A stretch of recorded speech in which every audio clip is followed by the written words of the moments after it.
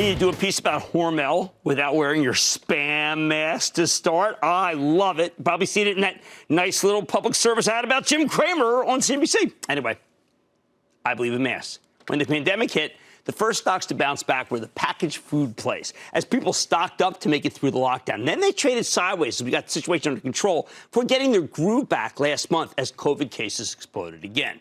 So how do we know when this trade has run its course, or is it not a trade? Take Hormel. It's the company you know as Spam. It's also Skippy peanut butter, Applegate organic meats, Jennie-O turkey, and Hormel canned chili, among other brands. Stock's up more than 30% from its March lows, including roughly 7% gain since the last time we talked about this company on March 18th. But this morning, Hormel reported while the company shot the lights out, the stock went down. Of course, it was at its all-time high. See, we're talking about a fabulous top and bottom line beat with record sales, but it wasn't perfect. The costs are rising a little bit. They warned of potential supply shortages. Management only gave qualitative guide for the next quarter. No numbers. Still, it was a fantastic quarter. Come on. I think the main worry here is that we don't know how long the stockpile trade will last. So let's go straight to the source with Jim Snee, the chairman and CEO of Hormel Foods. Get a better read on the quarter and where his company's headed. Mr. Snee, welcome back to Mad Money. Hi, Jim. Great to be with you again. All right, so, Jim, it's a tough situation because you can't just say, all right, here, look, we think that Spam and Skippy and Dinty Moore and Applegate are going to continue to be fantastic because you don't know what's going to happen with the pandemic. But they are fantastic. So how do you choose your words, sir, so to keep the enthusiasm in but not make it so that we're too excited? Well, I mean, we want you to be excited because we're excited. I mean, we just had a record quarter, and what was so great about the quarter, Jim, was the fact that it was so broad-based. So all the items that you just described, those were our center of the store, iconic brands. They had a great quarter. But equally as important were the brands around the perimeter of the store. So you mentioned Applegate, think Black Label Bacon, Hormel Pepperoni. I mean, the key to all of this is the balance that we've really built in our portfolio over time.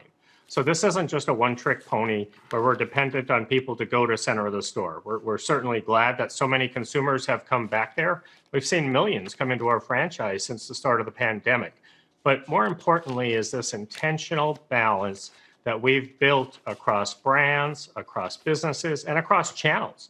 You know, we've got a retail business. We've got a great food service business. Clearly, food service has been dramatically impacted during the pandemic, but we're still very optimistic about that business as food service continues to reimagine itself over time and continues its recovery. Well, let's talk about one of the businesses that I think is an extraordinary one-two punch. Smucker was on today. Smucker has Jif. You guys have Skippy. I grew up in a Skippy house. What happened to peanut butter here? I mean, we had PBJ. That's what we had, okay? I never liked the jelly. My mom loved the jelly. But peanut butter was the staple of our house. And then I thought it went away, except for these, like, boutique peanut butters.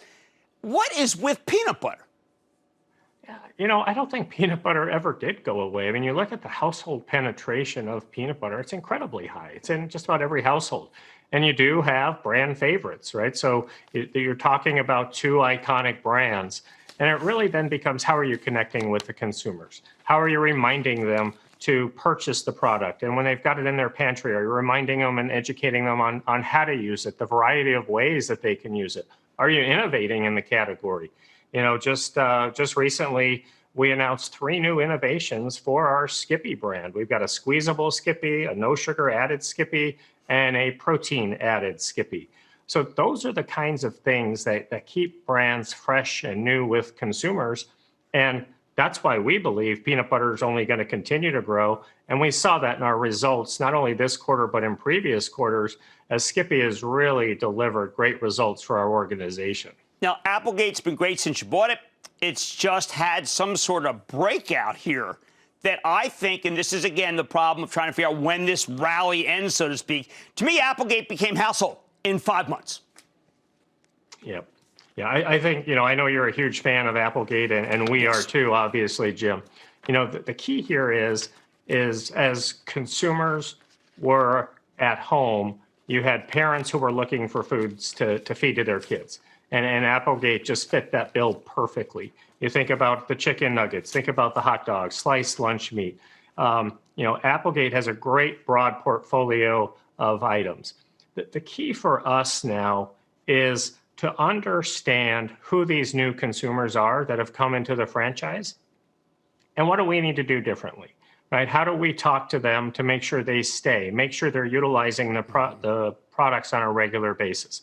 That's our job as brand stewards. We have an obligation to make sure that we're keeping as many of these new households in our franchise for the long term. And that is one of our top priorities across all of our marketing organizations. Well, you talk about brand steward, but you're also brand stakeholders. And I thought what you did with community college for employees and dependents is the kind of break that this country has to start thinking about. And I just want to give you the floor to talk about this, because this is what we're doing wrong in the country in terms of government and what private industry is doing right. Well, thank you, Jim. I mean, we couldn't agree more. I mean, clearly, we had a bird's eye view to the social unrest that took place here in Minnesota. And it was one of those things that we took a step back and said, okay, I mean, we've got options here. You know, we could just write a check. We're capable of writing a lot of checks, a lot of big checks, or we can do something that's really going to make a difference. And so we settled on the Hormel Foods Inspired Pathways program, where we're offering the opportunity for every child of a Hormel Foods employee graduating from high school to have a free 2-year community college education. This is an opportunity to really make a difference. This is game-changing, as you described, because our employee base, our frontline workers, the people who are showing up every day, the ones who have been the true heroes in all of this, we have an incredibly diverse population, diverse backgrounds, diverse cultures. Some of them have never had the opportunity to have that education.